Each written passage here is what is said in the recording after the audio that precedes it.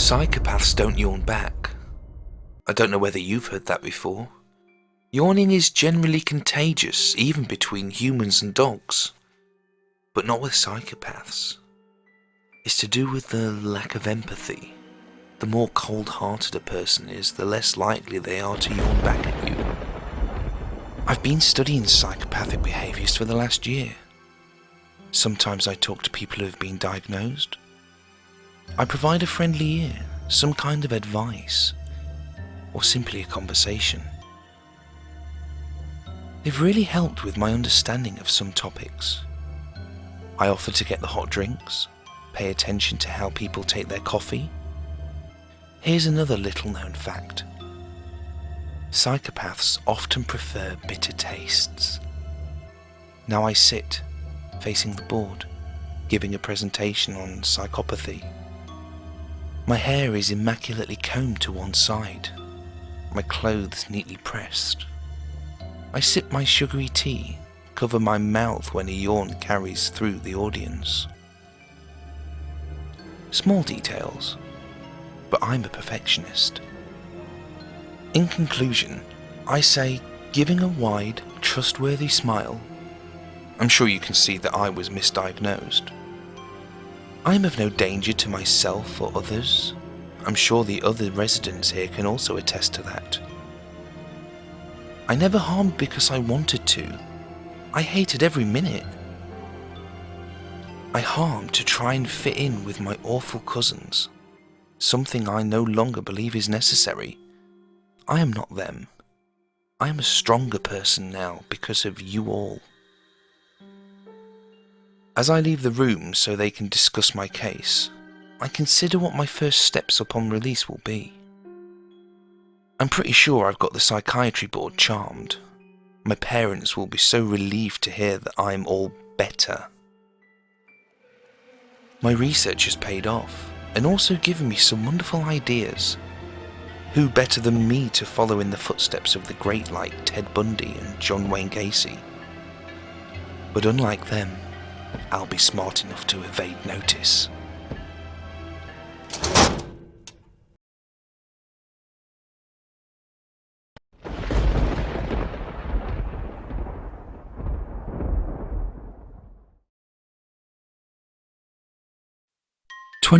May 11:45. For the purposes of the tape, please state your name. Derek Thornley. Right. Tell me what you know of Colin Tilley. Well, I've heard of him, but I can't put my finger on it. Did I design his garden? May 24th, 1510. For the purposes of the tape, please state your name. Steve Thinter. Tell me, what do you know about Colin Tilley? He's an acquaintance. We sometimes have a drink together. What do you talk about when you have a drink? It depends, really. We're quite similar in some ways, you know. Family circumstances and all that. And he's a dab hand with the old woodwork. I'm a furniture maker. Do you ever think he might harm anyone? Nah, he's salt of the earth is old Colin. 26th of May, 9 o'clock. For the purposes of the tape, please state your name. Derek Thornley, am I in trouble? We just need you to answer some questions. We're going to show you a video taken by our officers. Hey, I know that garden. I did the landscaping for it. Why are police digging up the garden? Are those bones? Do you mean to say that you don't know nothing about this? Absolutely not. 27th of May, 1410. For the purposes of the tape, please state your name. Steve Thinter. Is this about Colin again? We're going to show you some photographs. Could you please describe what you're seeing? Okay, so that's called a pillory. It's an old-fashioned torture device. You see those holes? They secure the head and hands. It's a finely made piece. It wouldn't be out of place in a museum. I couldn't have done all that detailing better myself. Have you ever made one? No, it's not really my thing, but I appreciate the craftsmanship. 28th of May, 12:15. For the purposes of the tape, please state your name. Nathan Tracy, psychologist. Please tell us about this client. This man is Colin Tilley. He first came to see me a year ago. Colin suffers with dissociative personality disorder. He has 2 other distinct personalities. We can't get Colin to talk to us. No, I imagine he's hiding. Colin's subconscious could be keeping Colin and allowing his other personalities to come forward instead. Can you coax him out? Potentially, through hypnosis, but that would affect the testimony you're hoping to get. You'll have to be patient. Colin will come through. When he does, I believe he'll freely admit to the abduction, torture, and murder of that little girl. 29th of May, 1645. For the purposes of the tape, please state your name. Colin Tilley. We've already gathered testimony from 3 of your other personalities, including a furniture maker, a landscaper, and a psychologist. But I suspect you're aware of this. Yeah, I did it. Had you going there for a while though, didn't I? It was fun while it lasted.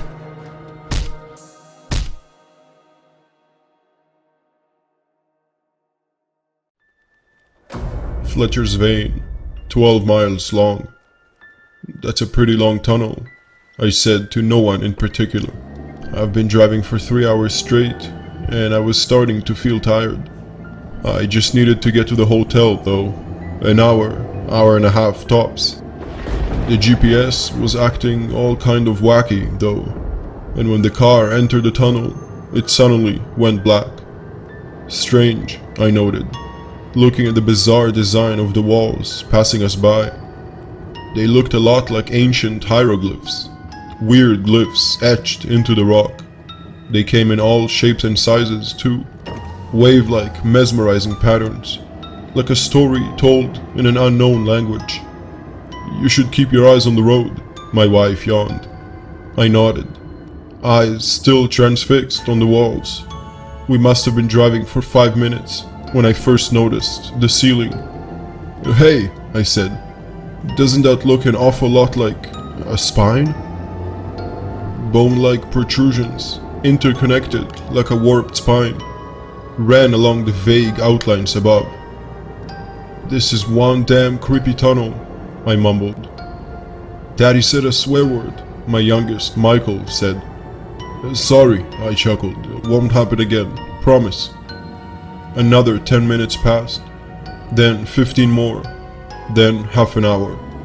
The tunnel was slowly changing, the bone-like protrusions now creeping down the walls.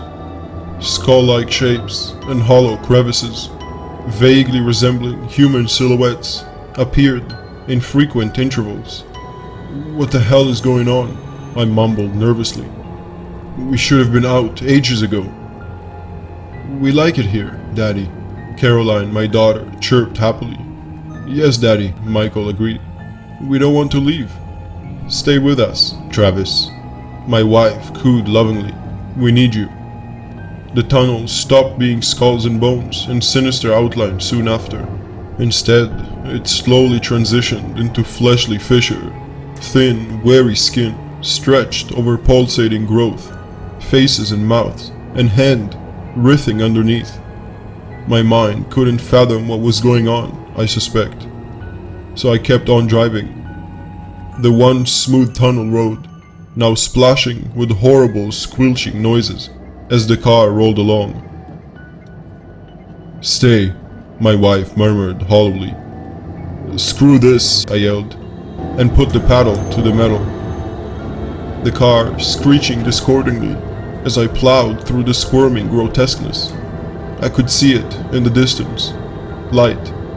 The tunnel got narrower and narrower, and the car barely fit through the opening at the end. But we made it. We made it out. I hit the brakes immediately. I couldn't believe what I was seeing in the rearview mirror. The tunnel, it was gone. Just a straight, clear stretch of road visible behind us. Us, I meant me. I remembered then, slowly, steadily, like waking up from a dream or a nightmare. I never got married. I never had kids. The tunnel, it wanted me to stay, to join it, to be one, forever.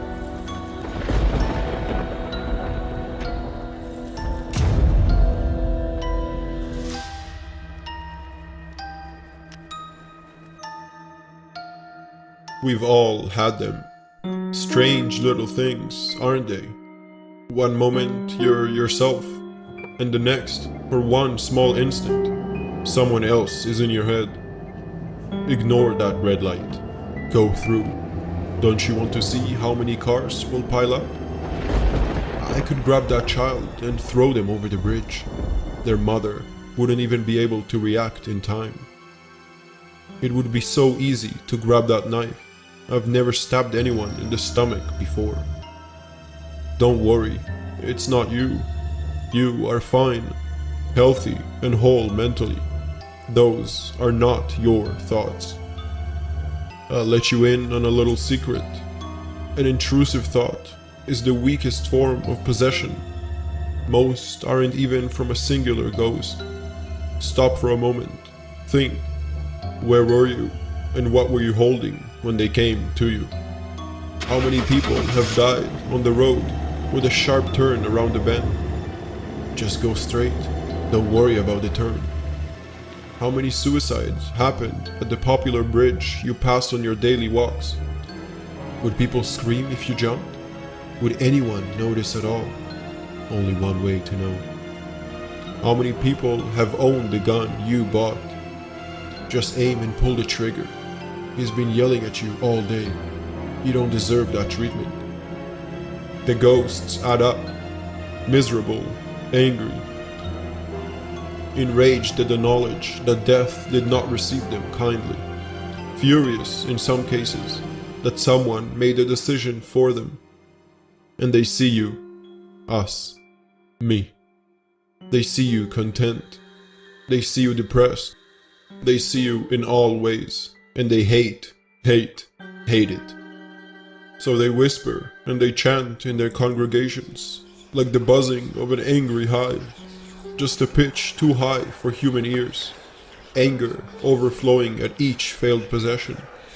Sometimes they manage to get in your mind, just for a second, just enough to make you think about it. And sometimes, if they get you on a particularly bad day, they take your body too, just for a second. They don't need it any longer than that.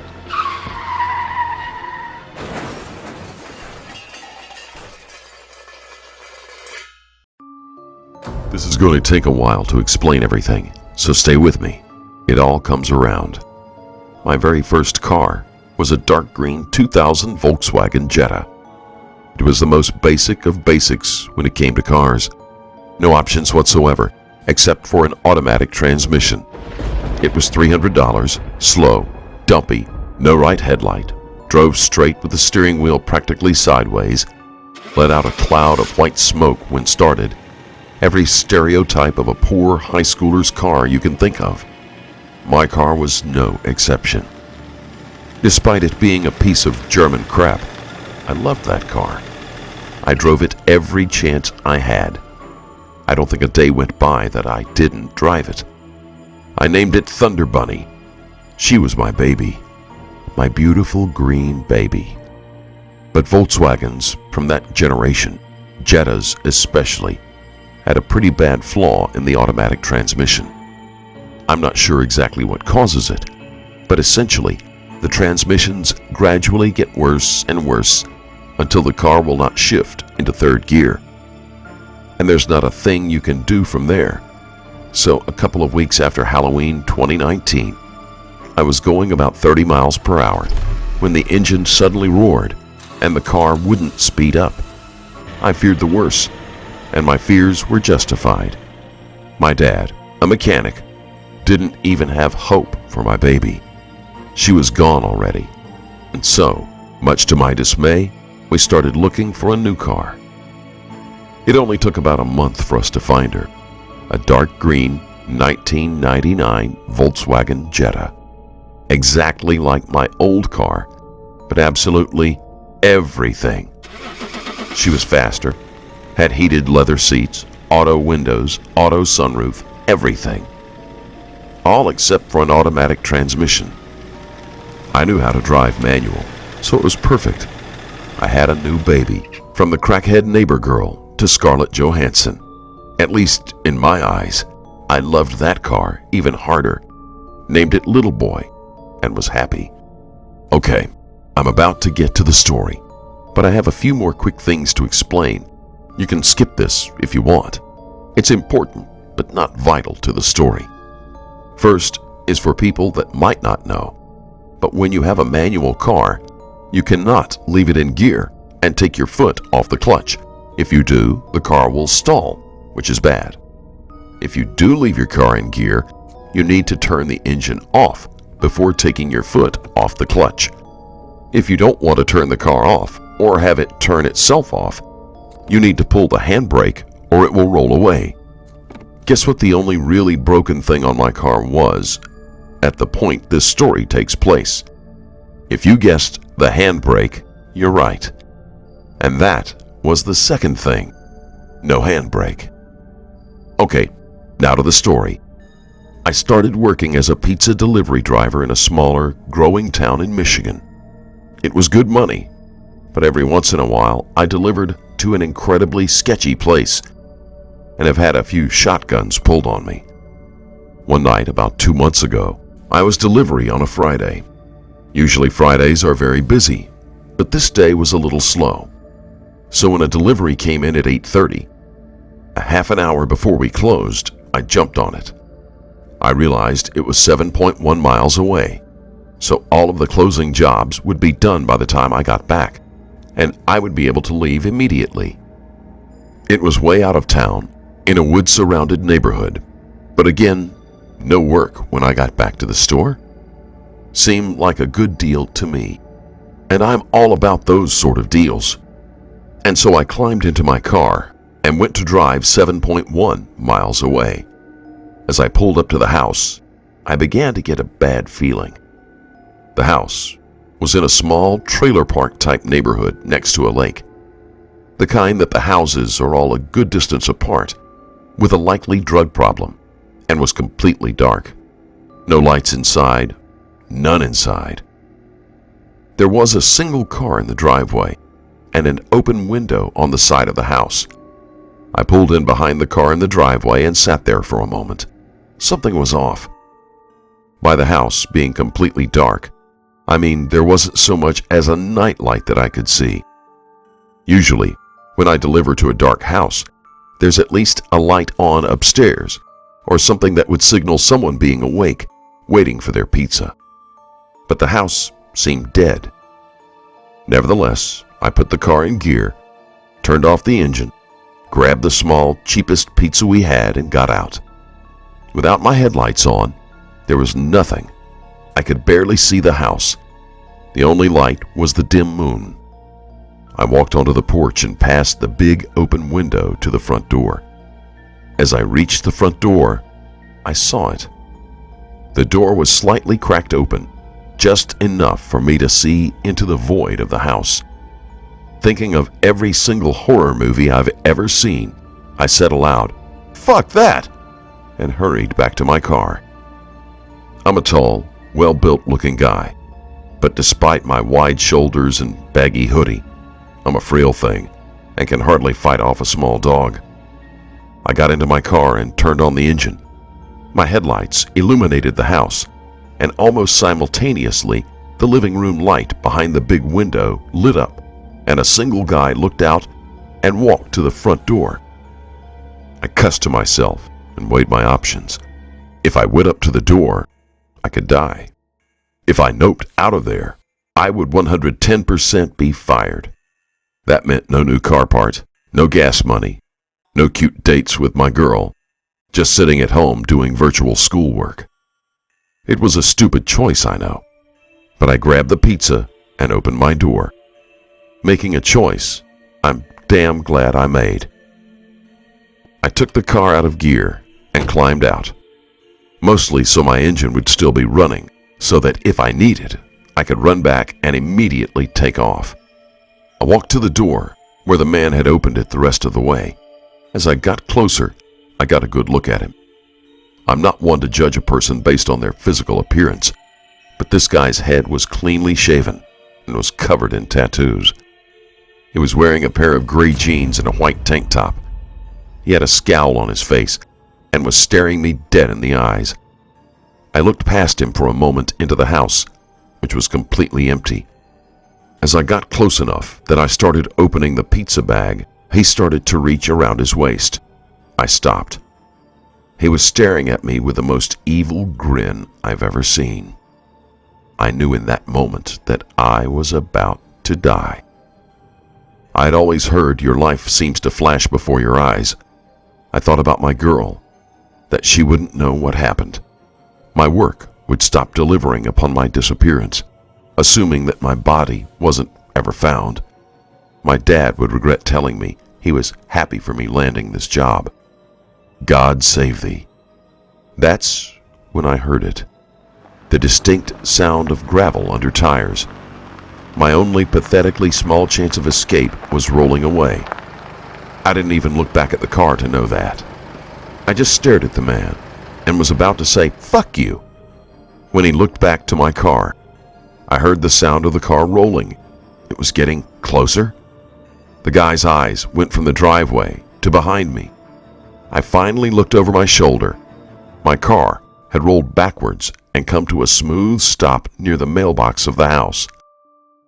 I looked back at the guy, who had a nervous look. He looked back at me and scowled again, and took his hand out from around his waist.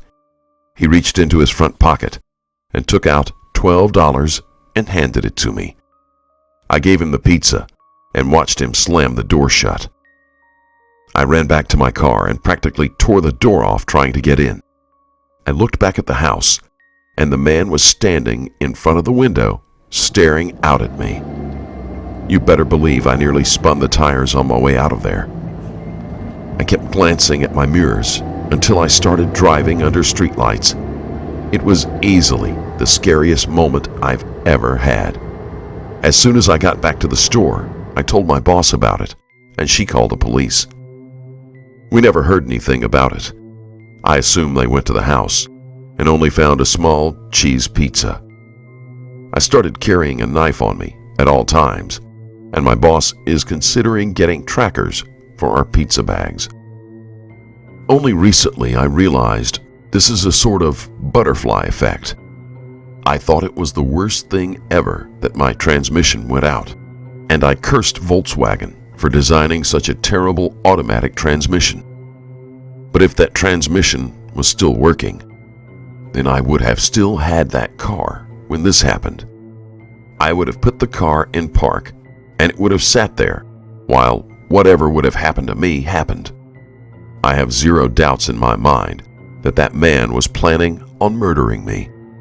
So shitty German engineering saved me from getting murdered.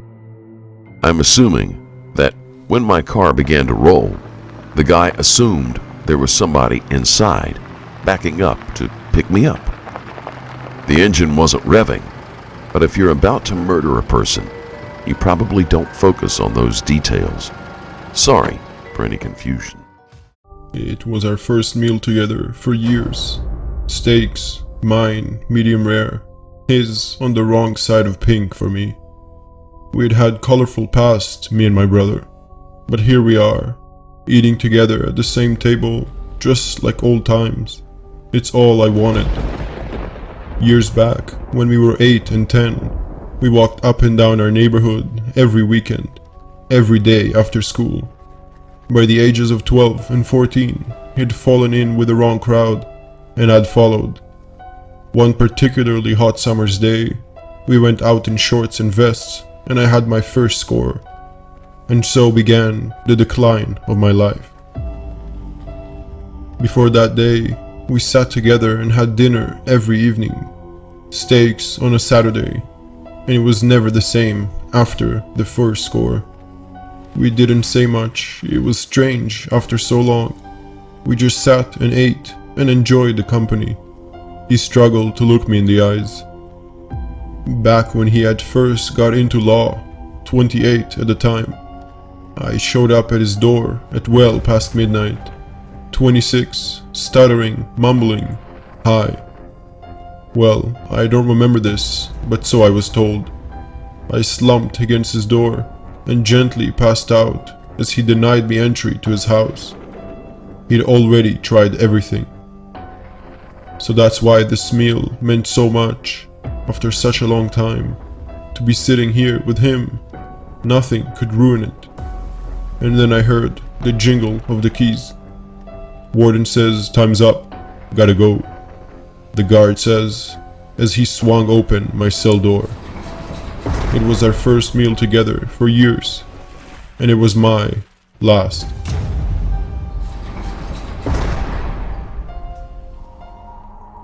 What was that? What was what? My assistant replies. I paused for a moment. Silence. Must have been in my imagination. Ready? Ready. I give the signal, and she flips the switch. For a moment, nothing happens. Then the device starts spinning. Engineers in protective suits are taking readings. Things are going well. Now the device is roaring like a jet engine. Uh-oh. A man has collapsed on the upper level. I radio for help, but before anyone can reach him, there's a flash of white light, and all hell breaks loose. Those closest to the reactor have abandoned their stations and are thrashing around violently. I can see technicians panicking in the observation deck. Another flash. Someone's charging toward me. I can't tell who it is. Their visor is covered in blood. Now they've collapsed. Oh, fuck. What's wrong with their hands? Shut it off now, I scream. My assistant flicks the switch, but the device doesn't slow down. I'm feeling nauseous. When I look back, the engineer that collapsed is gone. What the fuck is happening? Kill the power! My assistant slams the emergency shutdown. The lab goes dark, but I can still hear the device spinning furiously. The generator kicks in, and the auxiliary lights switch on. Another flash. An engineer falls from the upper level and lands right beside the device. They're lying motionless in a pool of blood. Wait a second. They're fading away. How can someone fade away? Now they're gone. The device is getting louder. More auxiliary lights switch on. I can't believe what I'm seeing. Technicians have fused with the equipment. One engineer's legs are embedded in a metal girder. Another's head and arms are protruding from their workstation. I hear a shriek and spin around. My assistant's hands have fused to the controls. She makes a twisted note of fear and pain, then vomits blood onto her visor and disappears. A technician on the upper level is fading too. His hands pass right through the rail. Then he plummets toward the device. He vanishes mid-fall. Another flash, and the glass in the observation deck breaks. It looks like the technicians are screaming. I'm feeling very faint. Now I'm staring at the ceiling. Is the lab getting distorted? No, wait. It's me.